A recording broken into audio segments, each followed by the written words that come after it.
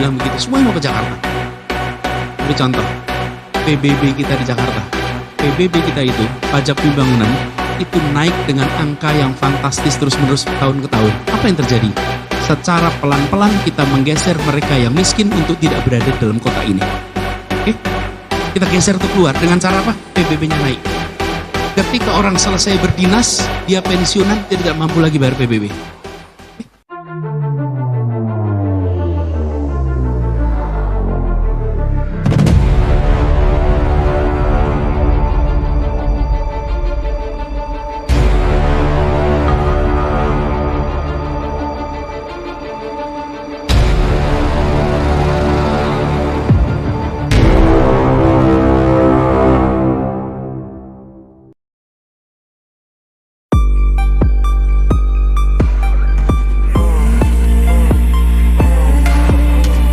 Drama Anies Baswedan terkait PBB gratis. Untuk menutupi boroknya, ditulis oleh Nafis Jiwet. Assalamualaikum warahmatullahi wabarakatuh. Saya menyampaikan ini untuk meluruskan pemberitaan yang keliru terkait dengan PBB bagi rumah yang nilainya di bawah 1 miliar.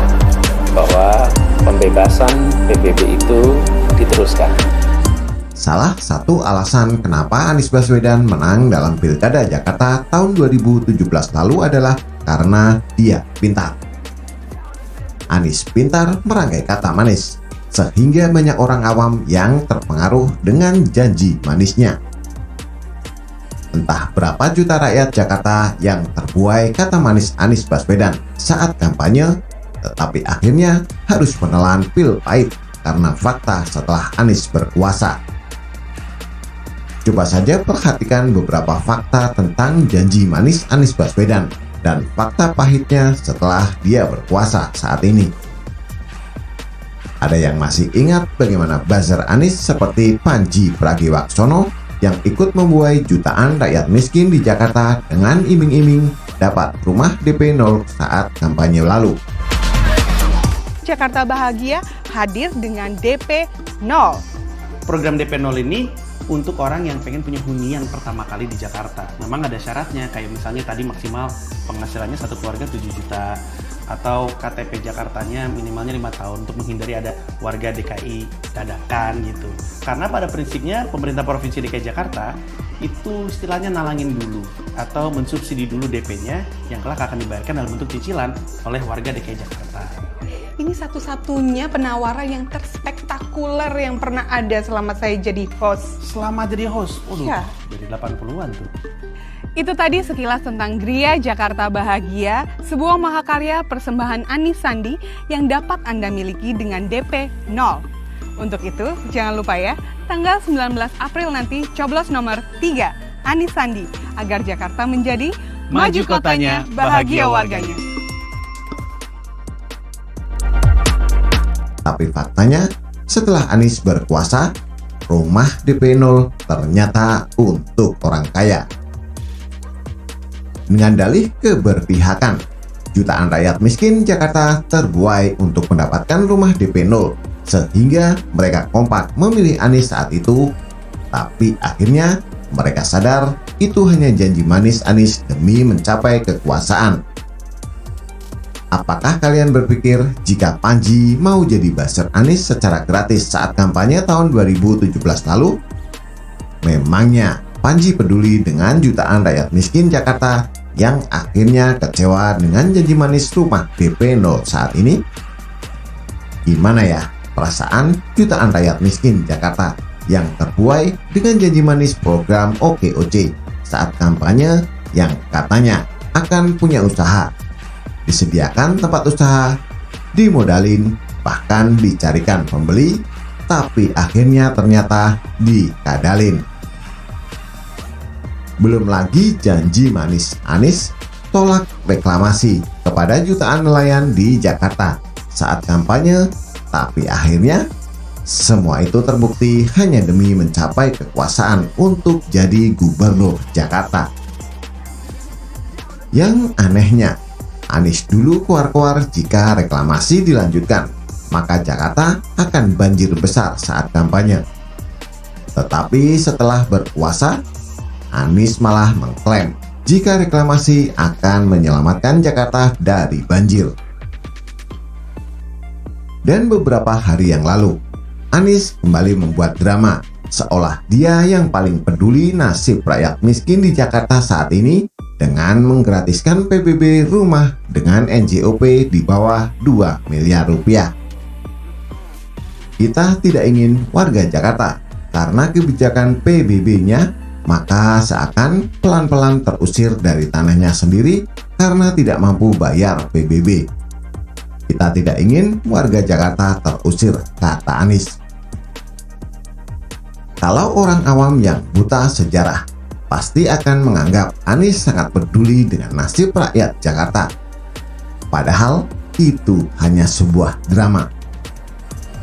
Saat masih memimpin di Jakarta, Ahok malah sudah menggratiskan PBB rumah dengan NJOP di bawah 1 miliar rupiah. Lalu program Ahok itu dihapus oleh Anies dan sekarang Anies membuat drama dengan menggratiskan PBB di bawah 2 miliar. Anies mengatakan jika dia menggratiskan PBB karena dia tidak mau rakyat terusir dari tanahnya sendiri. Bilang begitu, semua yang mau ke Jakarta. Beri contoh, PBB kita di Jakarta. PBB kita itu, pajak pembangunan, itu naik dengan angka yang fantastis terus-menerus tahun ke tahun. Apa yang terjadi? Secara pelan-pelan kita menggeser mereka yang miskin untuk tidak berada dalam kota ini. Kita geser untuk keluar dengan cara apa? PBB-nya naik. Ketika orang selesai berdinas, dia pensiunan, dia tidak mampu lagi bayar PBB. Ini nampaknya sederhana, tapi kalau kita biarkan terus, kota ini hanya bisa diisi oleh mereka yang sanggup bayar PBB. Dan angkanya dinaikkan terus. Dari kaca pemerintah, menaikkan pendapatan. Loh, kalau pemerintah naikkan pendapatan dengan PBB itu nggak kreatif sama sekali. PBB itu kan barang yang tidak bergerak. Dan rumah itu kebutuhan dasar. Tidak boleh rumah kemudian jadikan alat untuk meningkatkan pendapatan pemerintah. Karena itu kami tidak naikkan PBB di Jakarta, bahkan nih, guru bebas PBB di Jakarta. Guru bebas PBB di Jakarta. Orang-orang yang berjasa bebas PBB di Jakarta. Semua keluarga pahlawan sampai 3 turunan bebas PBB di Jakarta. Karena kalau bebas PBB di Jakarta, keluarga veteran bebas PBB 3, guru itu sampai 3 turunan bebas PBB. Jadi kita turunkan kebijakan itu bahwa ada komponen masyarakat tidak boleh justru kita tanpa sadar nih. Jadi saya berikan ilustrasi aja. Kalau ada kata kesetaraan, itu jangan bicara tentang opportunity saja, tapi bicara tentang manajemen aset paling dasar, tanah. Di Menteng itu Bang, satu persatu pemilik keluarga-keluarga pendiri Republik terusir. Kenapa? Tidak mampu bayar PBB. Sekarang mereka bayar pajaknya 0. Kita tidak ingin warga Jakarta karena kebijakan PBB-nya, maka seakan-akan pelan-pelan terusir dari tanahnya sendiri karena tidak mampu membayar PBB. Kita tidak ingin warga Jakarta terusir, kata Anies. Ada yang percaya dengan ocehan Anies Baswedan tersebut? Jadi ingat ocehan Anies saat kampanye yang mengatakan bahwa tidak boleh lagi ada penggusuran di Indonesia. Tetapi setelah Anies menang, rakyat miskin tetap digusur, bahkan ada yang diperlakukan seperti hewan. Kami kayak binatang saja Pak, sudah dihancurkan tempat tinggal kami, nggak ada relokasi, kata Muhammad Hasan Basri, salah satu warga di lokasi. Padahal rakyat Jakarta yang digusur oleh Anies ini adalah pemilih militan Anies Baswedan dalam Pilkada Jakarta 2017 silam. Bahkan mereka rela membaca surat Yasin secara bersama-sama demi mendoakan kemenangan Anies yang saat itu berpasangan dengan Sandiaga Uno. Dan sekarang rakyat yang digusur oleh Anies merasa menyesal milih Anies? Memang benar, penyesalan itu selalu datang di akhir. Kalau di awal namanya pendaftaran. Makanya tidak heran dengan hasil survei awal tahun 2022 terkait kinerja Anies Baswedan. mayoritas rakyat Jakarta atau sekitar 60,3% tidak puas dengan kinerja Anies Baswedan selama ini. Dari kasus kepemimpinan Anies Baswedan ini, kita bisa belajar banyak hal, khususnya bagi kaum yang mau berpikir. Ingat, yang membedakan manusia dengan hewan adalah akal. Kita dianugerahi akal untuk berpikir jernih agar tidak mudah terbuai dengan janji manis oleh para politikus busuk yang menghalalkan segala cara. Bahkan berani mempolitisasi ayat dan mayat demi nafsu politik duniawi. Sesuatu yang dicapai dengan cara yang tidak baik, maka hasilnya juga tidak baik. Dan lihatlah bagaimana hancurnya Jakarta saat ini. Apakah rakyat Indonesia, khususnya rakyat Jakarta, sadar bahwa Anies Baswedan sengaja menciptakan kata-kata baru untuk menutupi boroknya yang tidak becus bekerja selama ini?